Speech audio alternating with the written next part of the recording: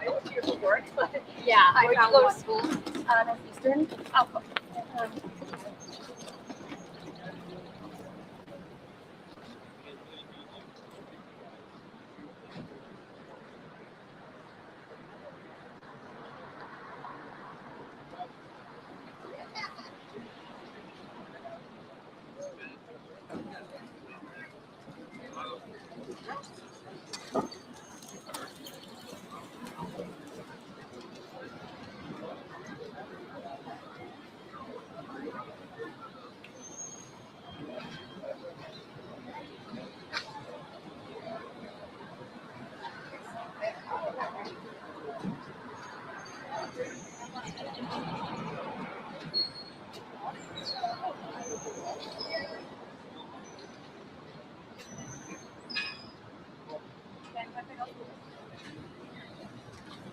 Okay. Let's see. Hopefully, this is going live right now in front of the United States Supreme Court and right across the street, the U.S. Capitol.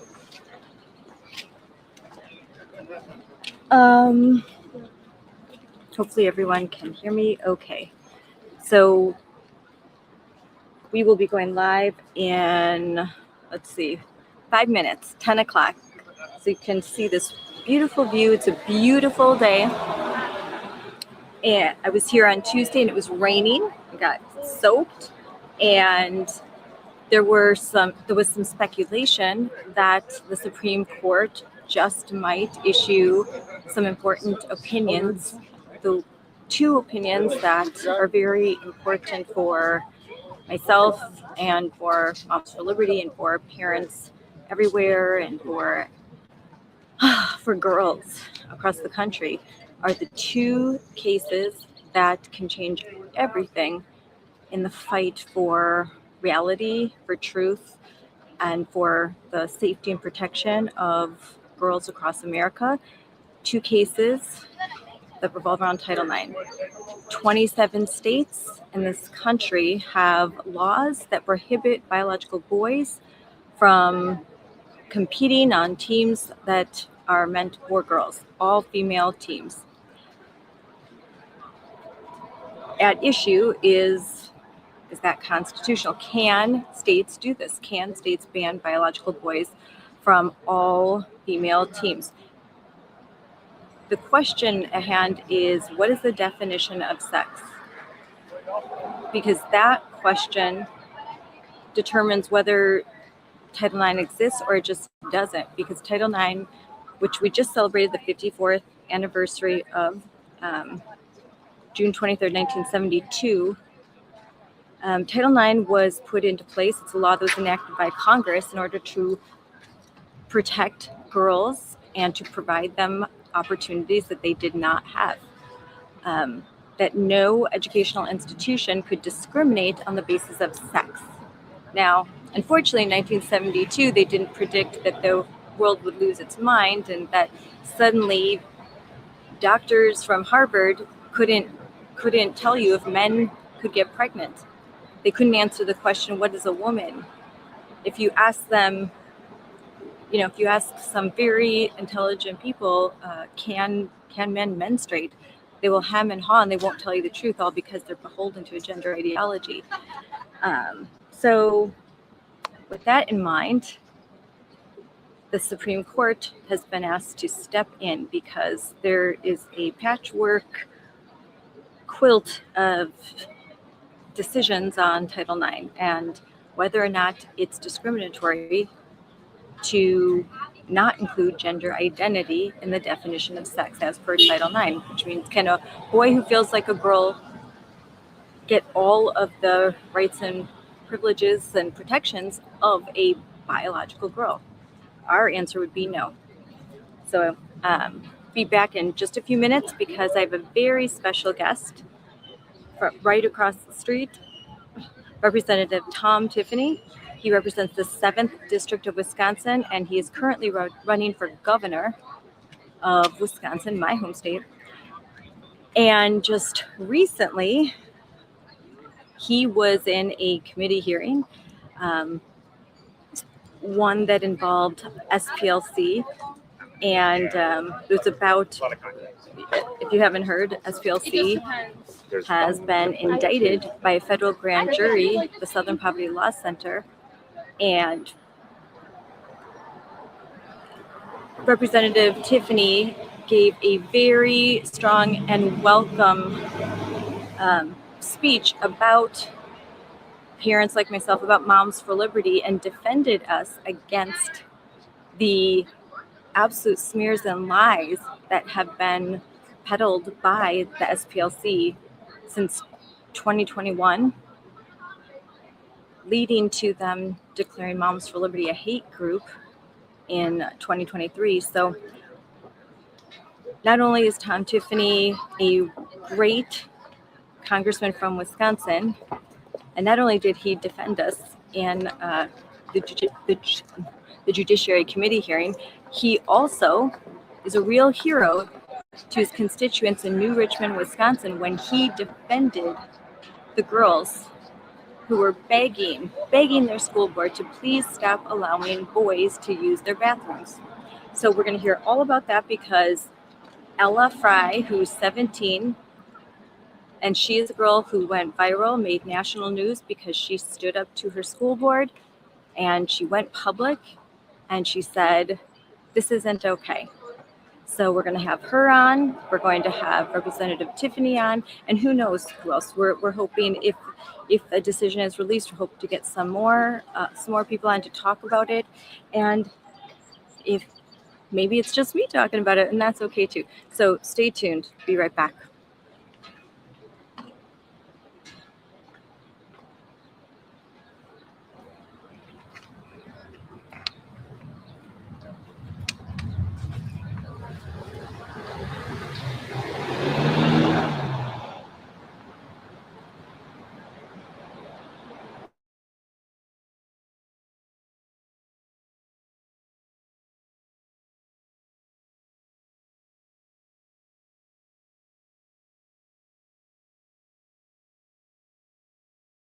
Red flame in the cold night glow, Wisconsin wind and the stars all know. She's got fire where her heart should be, liberty's call, she answers free. Stepping hills, but she's still inside, no fear, no doubt, she won't hide.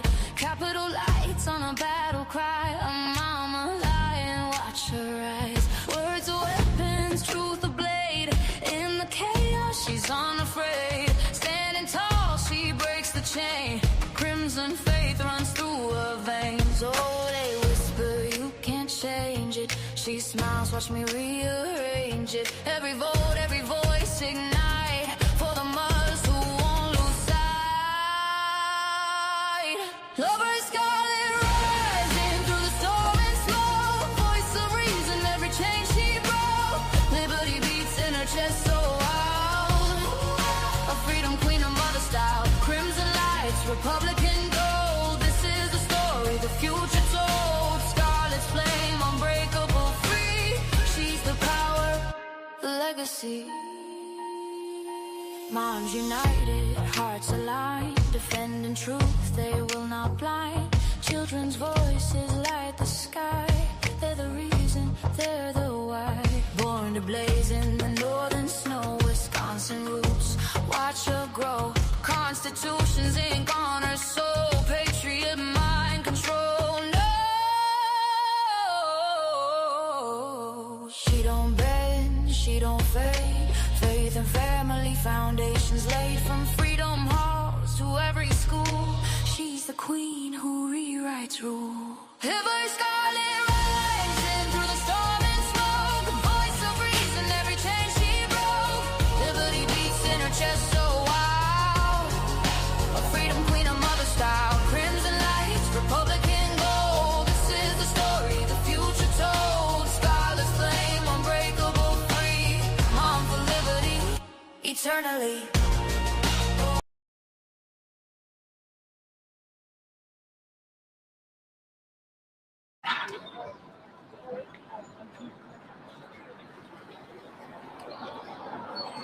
Hey, Hello. Hi. You are live right now. No. Can you hear me okay? Yeah. Okay, good. So, how are you doing? Good. All right. So we are, right now I am currently checking SCOTUSblog.com. So everyone, if you're, and this is all just live, checking to see, are there any opinions that come out? And so far, not about the cases that we're hoping. As you know, we're hoping for a decision regarding two very important cases: Hecox v. Little and West Virginia versus B.P.J. And so, Ella, real quick, I want you to tell everyone your story. I know you've kind of told the story a lot, but what happened in your school and what caused you to speak up and to say something? You probably wasn't on your bingo card to be doing live streams about Supreme Court cases just a few months ago. So what has led you to this point right now? So at my school, there was a biological boy using the women's restroom. And when we spoke up, the school board kind of shut us down. So then I kind of took matters into my own hands and I kept speaking and I kept pushing it and stuff like that and making videos. And there was a walkout and all the students were like telling our school board, like, hey, like this really matters to us. And then it got in the eye of the U.S. Department of Education and they launched an investigation on our school. And so from there, we've been kind of following up with all the information that they're putting out, but nothing yet, nothing big yet. Well, there was a secret board policy that your parents, that a lot of people were not aware of, a policy that allowed boys who identified as girls to be treated as biological females. So basically just the proclamation, just the statement that I identify as a female meant that they could have the rights, the privileges, use the spaces and do anything they want as if they were a girl. That means they could join female team, they could use your bathrooms, they could use your locker rooms. But this is a policy that wasn't a policy. It was nowhere in the school board documents. Parents scratched their heads. They weren't sure how this happened. But simply, there was a non-discrimination policy that simply changed the definition of sex to include gender identity. And that pretty much just changed everything in your school district. And New Richmond School District is a rural community. It is a conservative community, borders Minnesota, but many of the residents are refugees from Minnesota. They don't want Minnesota-style wokeism in their area of Wisconsin. And many parents specifically voted on this very issue because in 2023, 2024, President Biden issued a rule that tried to change Title IX, and that was resoundingly rejected. And that rule never became law, never became enforceable. And now it's in the dustbin of history. But many parents came to school board meetings in New Richmond and said, we don't want this revision. And they voted in 2024 specifically on this issue, so that the school board did not listen to your parents, to community members, is telling.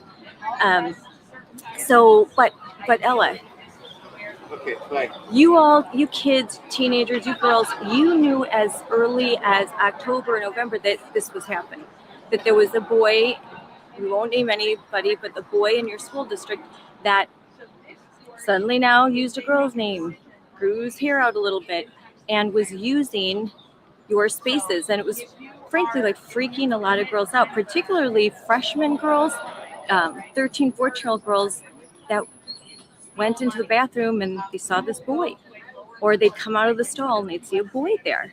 In fact, he was constantly hanging out in all of the different restrooms in your school. Even though he was an upperclassman, he was often in the lower classmen's bathrooms. And this became such a huge issue that finally some kids broke down and told their parents. So tell a little bit, like, when, I know you told me that you had a very good friend that just suddenly was like, oh my gosh, there's a boy in the bathroom. And that boy actually chased her out and said, why are you leaving? Why are you leaving?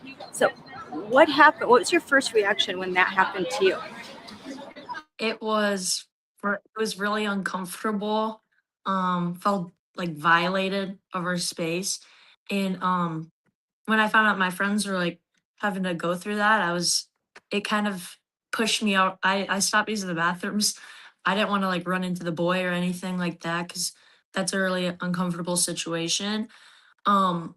And I think we didn't like tell our parents right away because I obviously knew that the boy was using the bathroom. Everyone knew, but it was kind of like normalized in our school. Like, um, it was like you have to be kind to them, you have to let them in. You have to share your spaces with them because that's like the kind thing to do. It was like really normalized in our school. And so I think a lot of people were scared or uncomfortable about speaking up about it since the large majority, like the school board and school teachers, were teaching us that this is okay. And I think when we did speak out, we realized like there's a lot more people on our side than we realized. Like it's not okay. And there just wasn't a policy in place that made it real clear that it's not okay.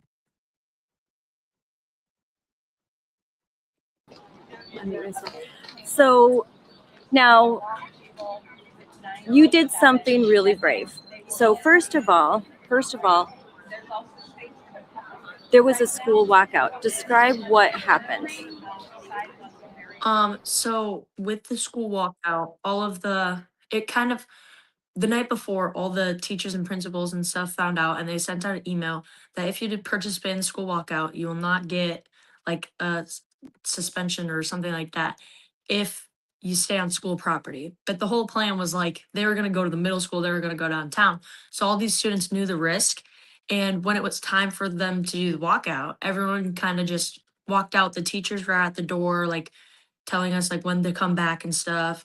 Nobody came back. Like we walked all the way to the middle school. I wasn't out of school yet. I got out of school. I come downtown and I see a bunch of kids walking. I join in. I'm like, oh my gosh, like this is for real. It never got shut down. And then all the middle school students were there. There was a bunch of signs. A lot of people were honking. And we kind of looped around and we stood on the corner with our big signs, yelling like what we were doing this for. Kind of like that one spot in town where everyone's like protesting. That's kind of where we went because the most eyes are there. And a lot of people found out about it and it got so many views online. It kind of just blew up. A lot of stories were told from it. And I don't think anyone got the suspension or anything like that. Nobody got the suspension, but the teachers kind of thought we were going to stay on school property and like protest from our yard. But at the same time, like who's driving by the yard? We wanted everyone to see what our issue was. And that's why we went downtown to like the most popular part of my town and everyone saw. It was really cool. It was really magical. There was one sign in particular that I really liked that you were holding. You made lots of different signs. We had some great pictures of you, like just kind of on your floor in your house making signs. That you made a ton of them. Your mom said, like, I think like 50 at least. And one sign, a big neon pink, I'll let you say, what did that say? And that's one I really liked.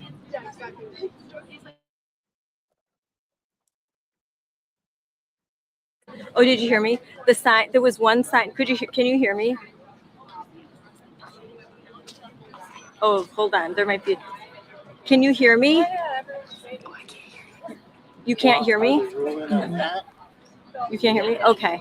Oh, this is the hiccups of going live. Let's see. Hold on. We're going to redo.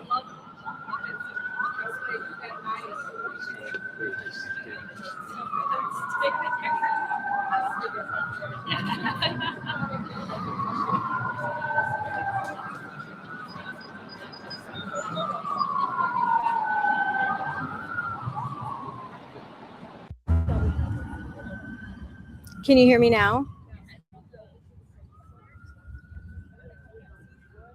Here. Can you hear me now? All right, hold on.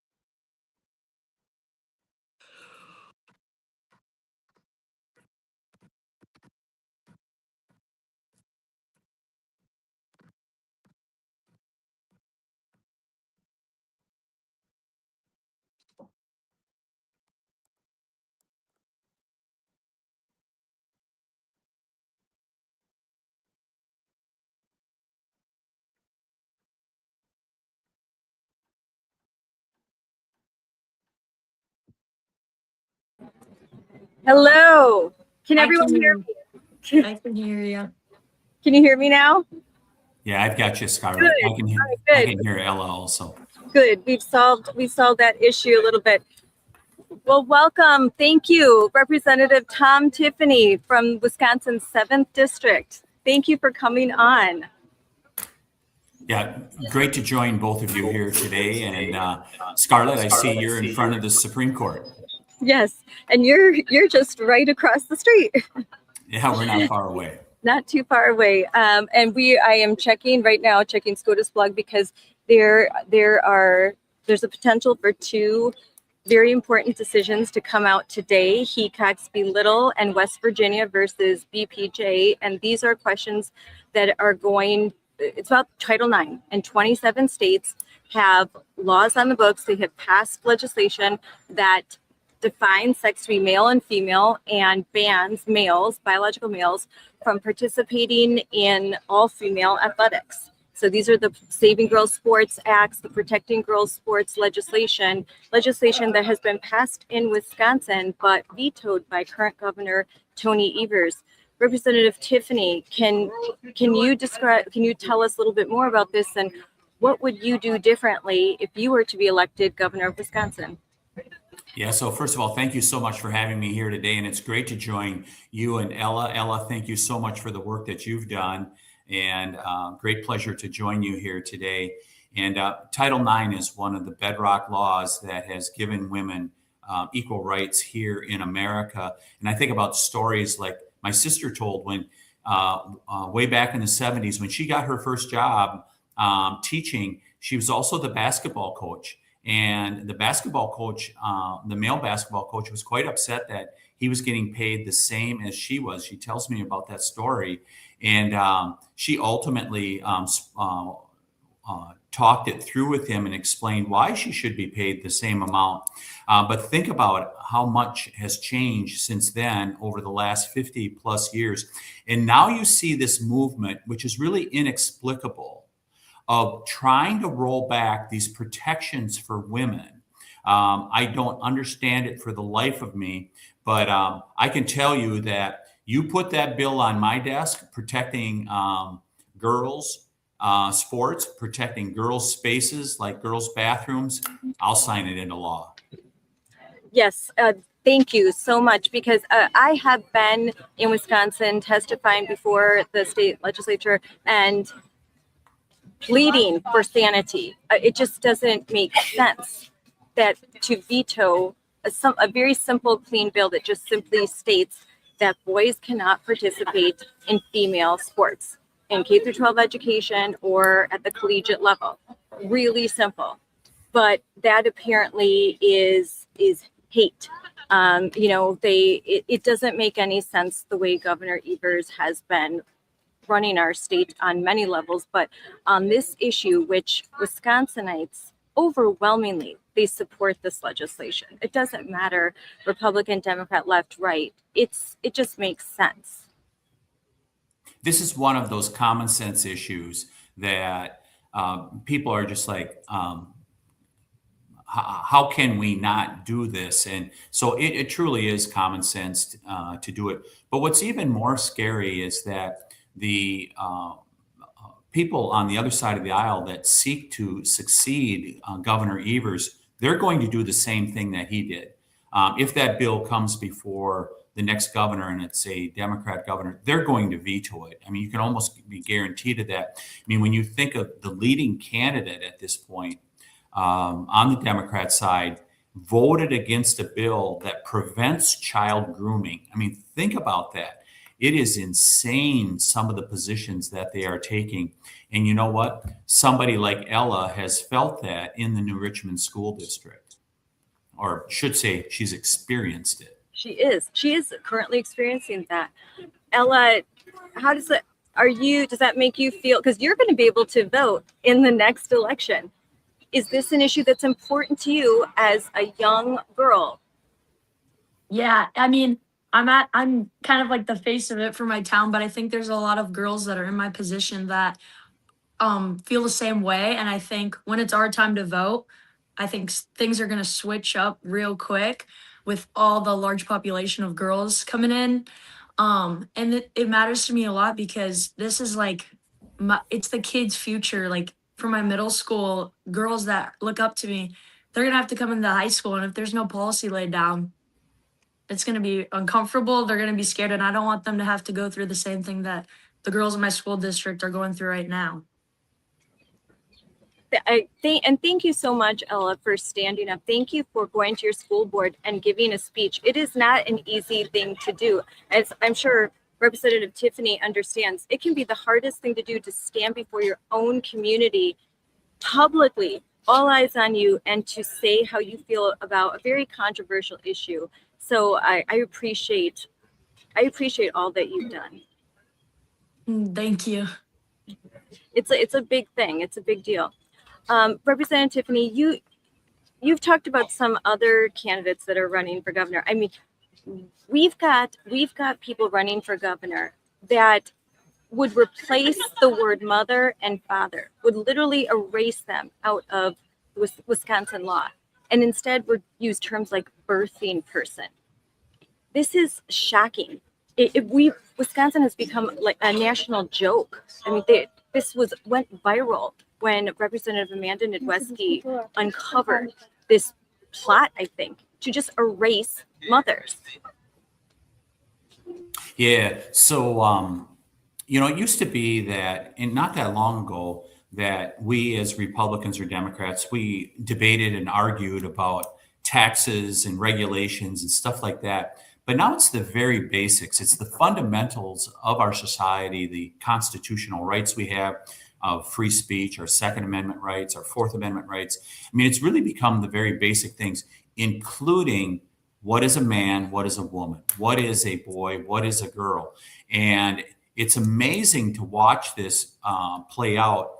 But it's why it's so important that we have people like Ella who are willing to stand up and make the stand in defending the very basics of biology that no person can overturn. And to have people like Ella stand up and show courage, for me, I find it inspirational, and it reinforces why I am in this fight. Some people refer to it as the culture wars, but we have no choice but to engage on this. And I can assure you that I will be out there every day. So as the governor attempted to put inseminated persons in place of women in the state last budget. They also put things in like other parent for dads. I mean, if there's anything that we've seen in society is we've got to make sure that dads are involved with their children's lives. And when there is that gap, when dads are not involved, it can be really harmful to children.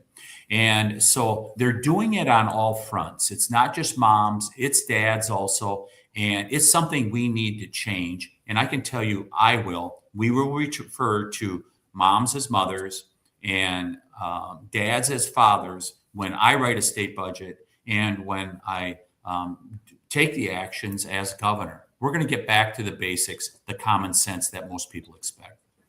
Yeah, that's a good point that you made, that this isn't, yes, erasing mom and instead using inseminated person or birthing person or person who can be inseminated, all these different weird, silly terms. They also erase dads to be other parent, person who inseminates, person who gets pregnant, that gets her pregnant. I mean, not to take mom and dad out of state law. They've already been successful removing parents, removing mom and dad from curriculum. And I've seen that firsthand, that their curriculum in Wisconsin and across the country, curriculum that is often written by groups like Planned Parenthood, because Planned Parenthood provides 80% of the sex education, the human growth and development curriculum that is used in public schools. They've erased mom and dad, and instead they use different terms. Sometimes they'll just say, instead of saying boy and girl, they'll say friends. Instead of mom and dad, they'll say trusted adult, not mom and dad. Mom and dad are erased. And that to me says a lot about this agenda. It is an anti-family agenda.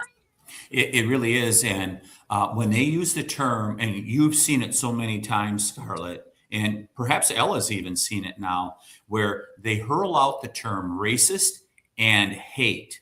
And what they're trying to do at that point is shut down debate. They don't want to debate the issue when they throw that out. You saw it firsthand at the hearing we held a couple weeks ago in the Judiciary Committee when the Southern Poverty Law Center was there, and they threw out the term that you were racist, that Moms for Liberty were a racist organization. Yet they did not cite an example of saying that it was a racist organization, because they couldn't, and because Moms for Liberty are not.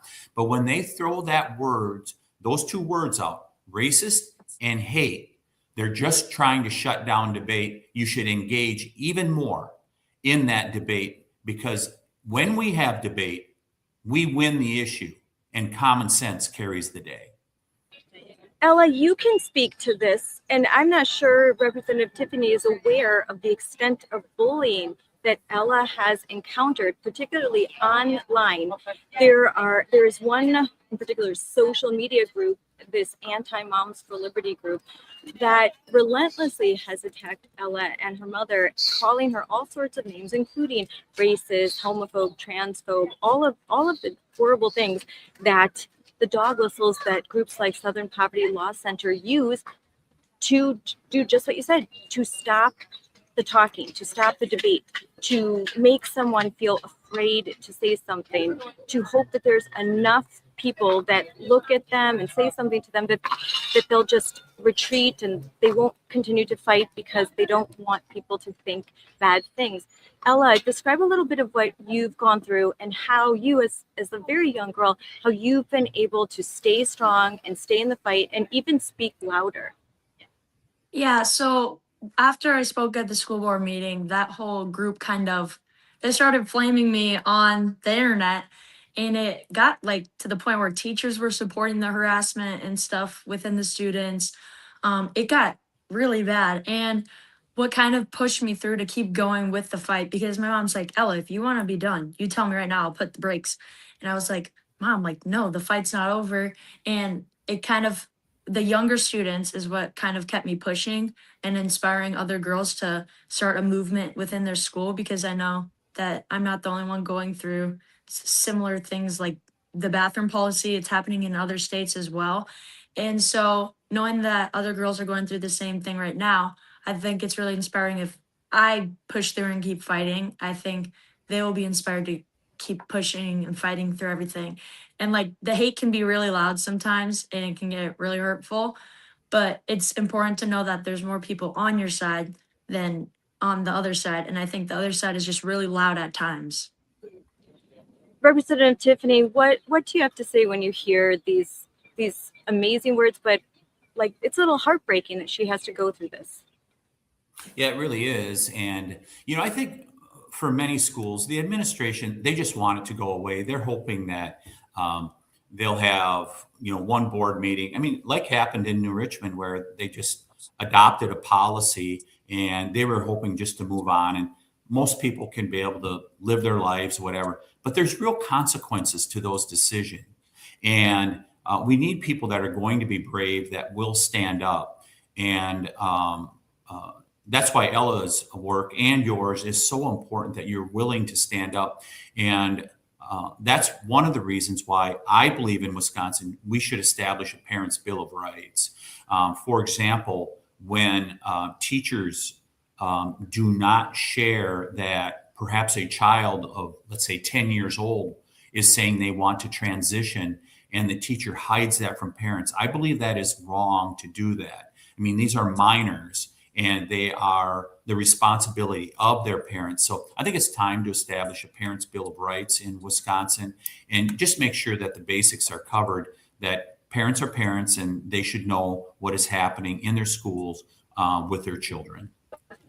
And, I have seen many Wisconsin GOP assemblymen and state senators, they'll go to caucuses or they'll go to meetings and they'll see parents like, why haven't you addressed this? Why don't you pass the Parents' Bill of Rights? And they don't understand that they have, that this has been passed, but there's no governor to sign it into law.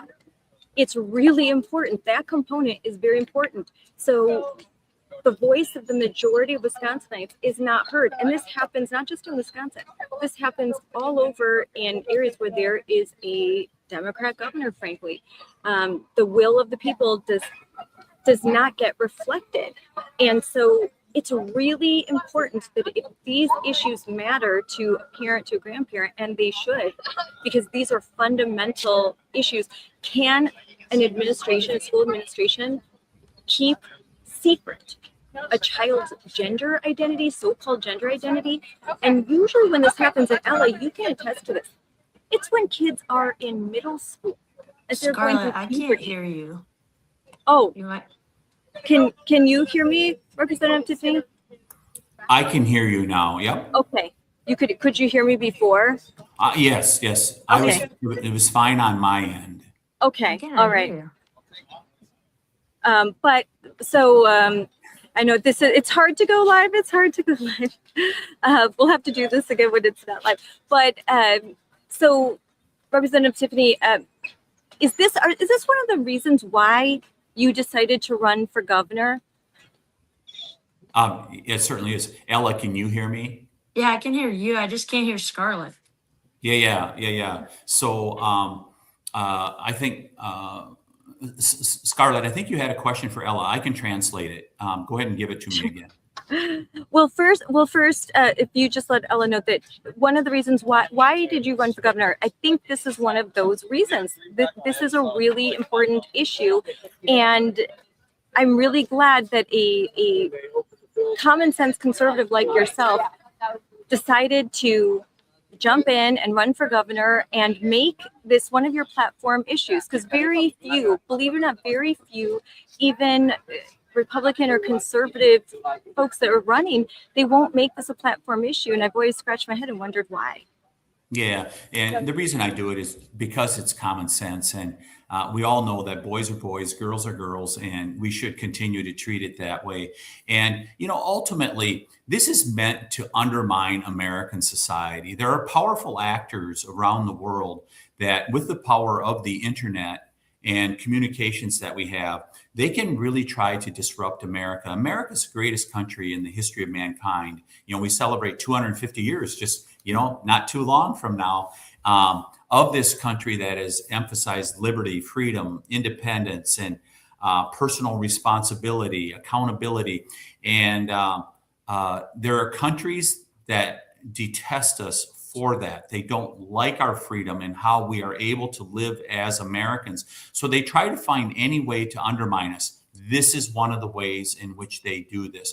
They attempt to confuse people, and they've been very successful at it at times. But that's why we need to stand up. We need to stand up proud and strong and defend the very basics of biology that cannot be undermined by just some people saying we view it differently. I mean, you simply cannot do that. And so I will always stand proudly for Title IX, defending women's rights to be able to have their own spaces in bathrooms and sports. And it is just the right thing to do. And it's important that we stand up when it's the right thing to do. And I'll continue to do that. Ella, I think can you hear me now? I don't know if Ella, she can hear me. Well, thank you so much, Representative Tiffany, for coming on right now. It looks like I'm still waiting. We haven't yet had a decision on these two important cases.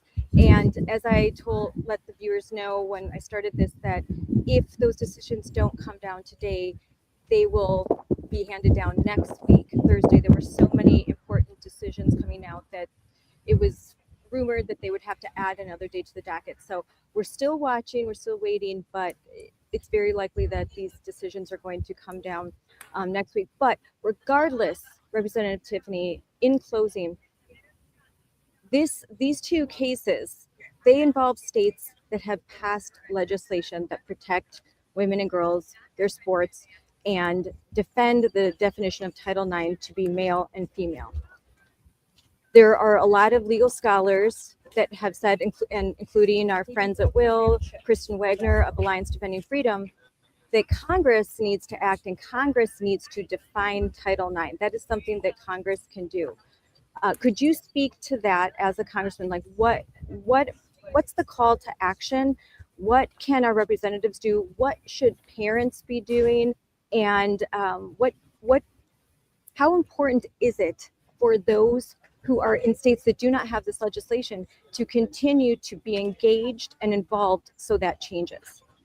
So parents they should be contacting us, urging us to take action, and we can take action federally. I'd have to go back and look, but I suspect that there is a bill that has been authored this session in regards to this. I'd be very surprised if there isn't. But I can assure you of one thing. Not only can Congress act, but also states can act. And that's one of the reasons why I am running for governor is let's make sure that we are defending Title IX. Let's make sure we're defending girls and women, and we can take action at the state level. And I can assure you that I will if I become the next governor of Wisconsin. And thank you to you, Scarlett, and thank you, Ella, for all the for standing up for what's right and what's for common sense. You will ultimately be rewarded. Thank you so much, Representative Tiffany, for coming on. I know that I will see you soon, actually, because we're going to be at the same event on Sunday in New Richmond, Wisconsin. So we'll all three be able to see each other in person, which is pretty awesome. Thank you so much for taking the time. I know you've got a busy schedule, and I can't wait to talk to you again. We'll talk to you soon. Have a great day. You too. Bye. Ella, hold on. Can you hear me? I don't know why I can't hear you. Okay, hold on 1 second. Hold on. Stay there. Hold on. Okay, I can hear you. You can hear me now? Yeah. Okay, great. I don't know what happened, but yeah, thank you you did a good job of pretending like you could hear.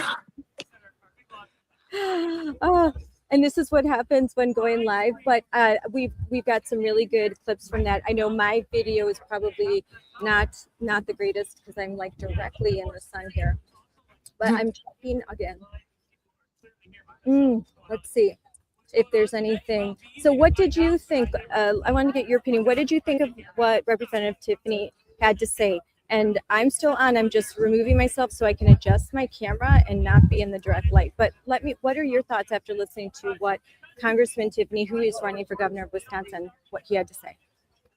So when you first, like a podcast ago, when you first told me that like all these states were getting like the Title IX rights and stuff, I was super excited. And you're like, but you're not one of them. And I was like, what? And I was super surprised. And so now it kind of makes me want to like fight harder to get Tom in there to change things because I did not know that we were going to be like one of the states.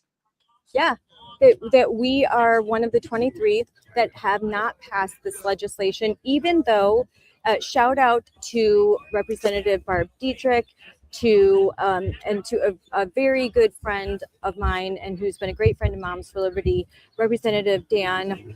You have been Dan Knodel, and he was a senator until Governor Evers redrew the lines of our districts, and then he became a representative again. But he has been so helpful, so supportive of legislation that protects women and girls, their sports, their private spaces, that removes DEI and gender ideology out of our education, and that and bills for parental rights to protect parental rights.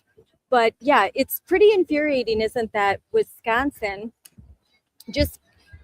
there are people in Wisconsin, like some members of the school district that you're in, that just simply refuse to see the writing on the wall. That the direction that this whole debate is going is not in the direction of the woke gender ideologists. It's going in the other direction. Case after case has been building up to this moment where we are right now in front of the Supreme Court. And most lawyers that I'm talking to that are experts, are constitutional experts, think that there's going to be a good ruling when these decisions come out, one that allows for states to define sex and to interpret Title IX to be the protection of biological girls and women. But it's how far that language will go. Will that language extend to the point that it will bolster the case of many public interest law groups like Will, Alliance Defending Freedom, Southeastern Legal Foundation, that take pro bono, as they did in New Richmond, Wisconsin? They take on cases where they are defending the Constitution and they're defending women and girls. They're heroes. You are right now. There's a lawsuit with the Wisconsin Institute of Law and Liberty. That what has your experience been with these pro bono groups, like with Will? You have to take an entire class. Can you hear me? Yeah. I just want to, because I think a lot of girls your age, they can be afraid to say something, but when you're working with these excellent legal teams, they're great, right? I mean, they're just they're really kind, they're supportive, and if you want your name out there, it can be. If you don't, it doesn't have to be. And so, what has your experience been? Yeah, so they've been really helpful, especially on kind of making things a little easier for us, like writing different stories on my story of my town. They published some different things, and they've kind of just helped keep all like the legal work and answer all those hard questions that obviously I can't answer. Yes, they don't expect you to do the legal work. Like you are the plaintiff, and whether you want your name out there or you don't, they do that work for you, and so you can challenge these policies, and we have to have more girls like you that are willing to speak, and more parents that are willing to stand behind them, and they don't need to be afraid to call and contact a legal group, one of these public interest legal groups, and just say, hey, what are my rights? This is happening to my daughter. My daughter, when she just walked into the bathroom and there was a boy there. What do I do? What can I do? Now, most of the time, it's not going to be go to court. That's very rare. But there are lots of things that you can do, and that these groups, they can help you to empower yourself. Moms for Liberty is one of those groups. We help empower parents and kids and families, grandparents, so that you guys can fight back, so that you can stand up, know your rights, and assert them and be empowered. So it's not just outrage. Oh my gosh, outrage. It's, oh, here, this is happening. Yeah, I'm outraged. But now what do I do next? And that's where Moms for Liberty steps in. We help tell you, here's what you can do next. And that's where we've been successful. And that's why, we have a lot of haters, because when you're, what people often say that, you're over the target when you're getting, that's how you know you're over the target. When they're just shooting all those arrows right at you, that's how you know, hey, we're onto something. Oh my gosh, it's a little hot out here. So Ella, and I won't keep you on much longer, what advice do you give? Right now it's summer, but are you already training for the summer? For the fall, I mean? Oh yeah. Volleyball, I got done with track and I hopped right into volleyball. We're already starting open gyms and stuff. July is like a really packed month. We have a bunch of leagues that I have to go to. Tryouts are coming up, like contact days. I'm already in it. Yes, because you're about to start your senior. And what we actually, you made some great videos. We posted some videos. I know that you put some videos on your social media about the sport that you're in and what this means to you. Your mom sent me one of the videos this morning, and you said that you're in track and field, you do the long jump, you play volleyball. Just tell us a little bit about that video, what you said and what it means to you. So in the videos, I kind of was talking about like realistically what a safe sport is. And I get a lot of people that are like, well, if you don't want to be in a contact sport with male volleyball players, then why don't you just go do your individual events and stuff like that? And I think a great point that has been brought up multiple times is that it only takes 3 biological males to enter in the women's Wisconsin track and field events, and not a single real girl will stand on the podium. There's so many biological differences that males have advantages over women, and when they come into our spaces, they are slowly going to take over. And I think the main point in the video is kind of questioning people like, where is my safe space and what sport should I be doing then that is in a safe place for women. And also in the video, I kind of just talked about how women train really hard for their spots, and no amount of training could ever make them equivalent to a male's performance. Yes, that's really important, because I think that a lot of folks who have never participated in competitive athletics I think, and a lot of them are, if you go right across the street, there are a lot of, and some of them are women, unfortunately. They're right across the street, there are representatives, or senators, that they will pontificate and they'll say things like, train harder. You don't, oh, that the boy is beating you, train harder. Too bad for you. They clearly have not played a competitive sport. Maybe they did a rec sport or something when they were in 5th grade. But I have daughters who have competed elementary school, middle school, high school, and then college. And you can't train harder when you're 5'7" and the guy on the other side is 6'4" and 210 pounds, and you're 5'7" and 120 pounds. You can't train harder when you're trying to guard that guy playing basketball. Okay, that's a recipe for disaster. There's girls that'll get hurt. Now, in track and field, and we've seen a lot more of boys participating in girls' sports in track and field, because these are kind of like solo events. Although they're not, right? Because you operate as a team.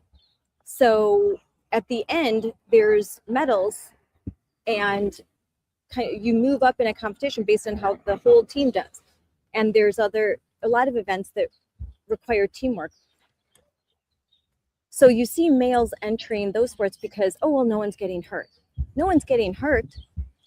What about the fact that, like you said, there are males standing on the podium in first, second, and third place, and this is a female competition? That kind of hurts. Or what about when scholarships are lost? Or when a girl who should have made the varsity team doesn't because her spot's been taken by a male? And what about the psychological harm?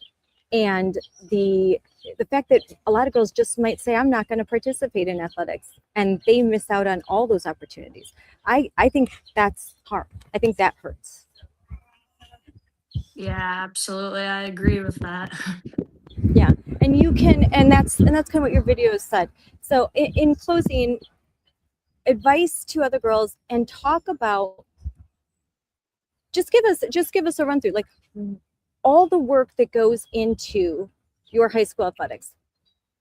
When school starts in volleyball, how early do you have to get up and train? How many weekends do you sacrifice?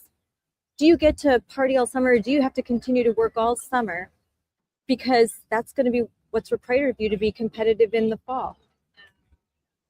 Yeah, so I think right now is a good example for me because our training started right when my track season ended. I can't remember when my track season ended, but I remember the next week I had my first open gym. And so twice a week at like 9:30 in the morning to 11, we are doing our open gyms. And as a senior, I get to help like run it and be like the influence of it.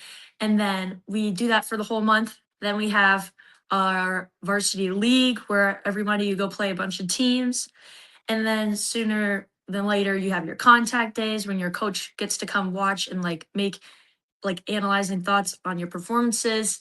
And then here's tryouts. So basically, my whole summer is volleyball right now, and as well as going to the gym because you have to have your muscles good so you don't pull anything at volleyball. So that's kind of what every week has looked like. It's volleyball, gym, and it's going to be that way all the way up until the real volleyball season. There's a lot of training just to get ready for the volleyball season. So training harder. How many days would you like me to train every week? Like I'm already training a lot. And I think, I don't know, it's kind of insulting for them to just say that because obviously they've never had their whole summer training for a sport. That's exactly it. I mean, train hard. It's not possible to train hard. I just talked to Sophia Laurie, who was a collegiate champion in her sport of soccer. She said she achieved all of her dreams. Full ride scholarship, went to the college of her dreams, did everything she wanted to do in her sport. She says that when she was 3 years old, when people asked her, what do you want to be? And she said, I want to be a college soccer player. Like she loves soccer. Her brothers, she's the only girl, she had, I think, 2 or 3 brothers. And during COVID, she said, they're a little younger than her. They're kind of eating some chips, playing video games, watching TV, and she's training. She's training because she's like, well, as soon as this COVID thing's over, I want to be ready. I want to still be competitive. So she's training every day. She's running more, challenging herself. And mom says, hey boys, go out and get some exercise with your sister. Go help, basically get outside. What a mom would do, like get outside, stop, get to go do something. So her brothers, who are younger than her, they play soccer, but they weren't trying quite as hard as she was. She said she would run the same drills with them, and she's like, oh my, like they're just running circles around me. They can do so many more pull-ups. They can do so many more push-ups. Their time was better. All of this, and at first she was a little hard on herself, thinking, gosh, I don't get it. But then she, did her research, and she's like, wait, it's just biology. It's just the fact that their muscle mass, the way that boys are made, there's certain things that they can do, and they're different than girls. Not better, different. Men and women are different. There are things that we do differently. And that is why, and you said this in your video, the volleyball net isn't quite as high for females as for males. Why the size of a basketball is smaller for girls. than for boys because girls have smaller hands. There's accommodations made in sports, even in same-sex sports. Like, you don't throw a 160-pound guy into a ring. Like, we just in DC at the White House, they had a big, it's like a really, really cool match, and they didn't put 140-pound, 160-pound guys in with 200-pound guys, because that wouldn't be fair. That would just be brutal. No one wants to watch a beatdown like that unless you're a little sadistic. You want to see fair competition, right? So why are there these people, this small group of like so-called progressives that just want to pretend that biology doesn't exist, and that for some reason that a man can just wish away all of his biology, not just his,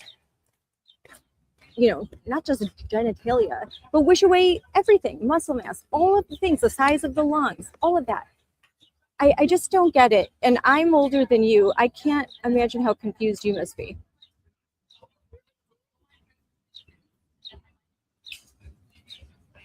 Can you hear me? Oh, you might. I think I did my rant and then she couldn't even hear it. Can you hear me? Can you hear me? Yeah, I can hear you. Okay. All right. We had another hiccup. I basically just went on a big rant about how unfair it is that don't you just love doing things live? I know when you're recording, you get to like, oh, I'll just edit that out. I just went on a rant about how it is that there are people that can look you in the eye and just deny reality. So, and if it's confusing for me at my age, how confusing it is for you. Yeah. And you've experienced that with some of the haters, let's call them that, who work in your school district. Can you describe that a little bit? Because that part, that kind of enrages me. Without saying names, are there adults that have jobs in your school district that are basically, I would call it bullying, but they are not being very nice to you? Yeah. So there's definitely a little group of teachers that encourage the harassment students and also kind of leave hateful things. And there's like one teacher in particular that just, I don't know, her kids are involved in it too. Like, I don't know how to explain the situation, but one of the teachers at my school has like a kid that subs in and then a kid in the school. And apparently one of the kids in the school just keeps talking about my situation. I was like, how can they just keep talking about it?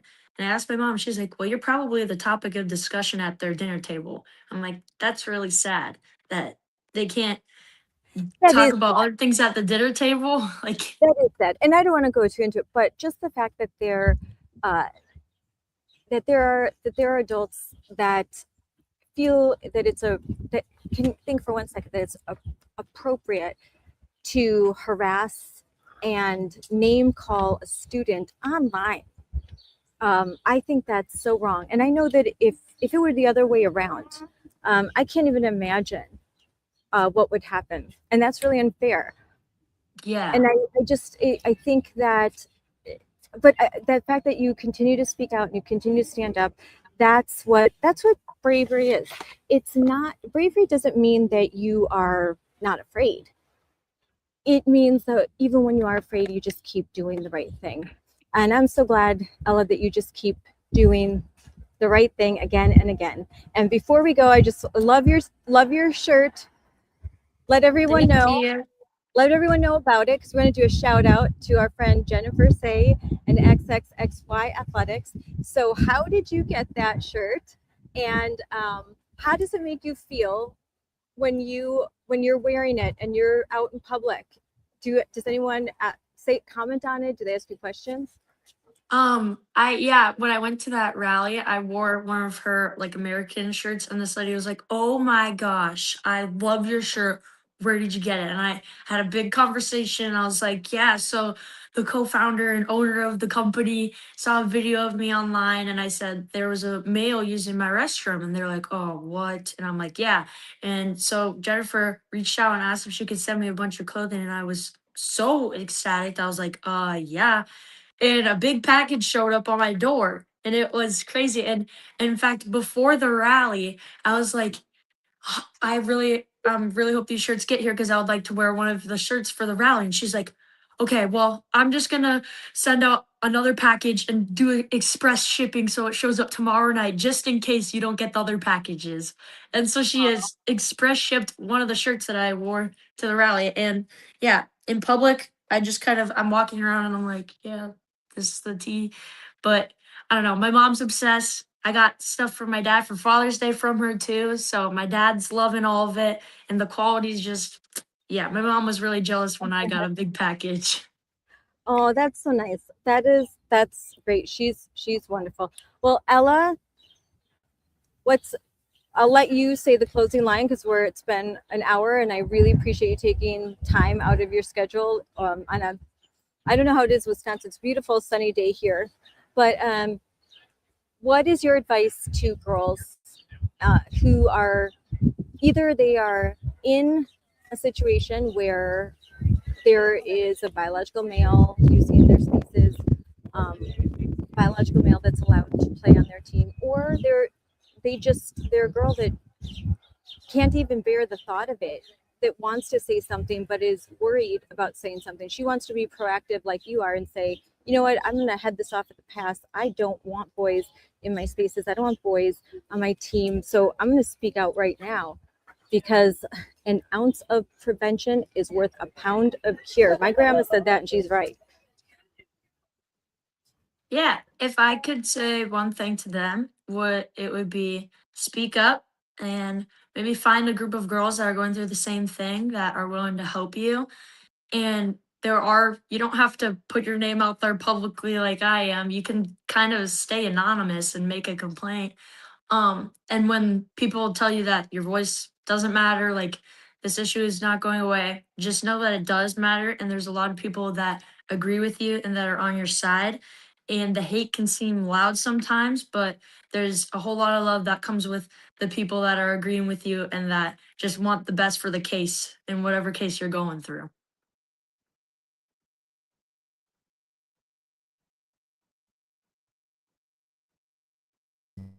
Have to unmic. I was muted. Ella, thank you so much for coming on. You are very wise and brave for your age. I look forward to seeing you on Sunday when I will be in New Richmond, Wisconsin for a Faith, Family, and Freedom event. Very excited about that. It's a beautiful area. It's absolutely actually pristine. It's gorgeous, and I can't wait to come with my family and talk about faith, family, and freedom. So Ella, have a great day. Thank you for coming on. And just an update for everybody, Hecox v. Little and West Virginia versus B.P.J. Those opinions were not released today. And according to SCOTUSblog.com, I think they're coming out on Monday. So we keep waiting. So, but when those decisions do come out, we'll be talking about it. I may not be live here, but I'll be talking about it. So thank you so much, everyone, for tuning in to this live. And thank you for kind of the issues with sound and all that when you're live outside. This is what it can be. There's no Wi-Fi or any of that. Thank you, Ella, for coming on. And thank you, Representative Tiffany, for taking time out of your busy schedule and joining us and talking about your commitment to saving girls' sports, to parental rights, and to opposing this radical woke agenda in the state of Wisconsin. So thank you, everyone. Thank you, Ella. Have a good day. Enjoy the rest of your weekend, everyone, and keep fighting. Thank you. Bye. Bye. Bye. Bye.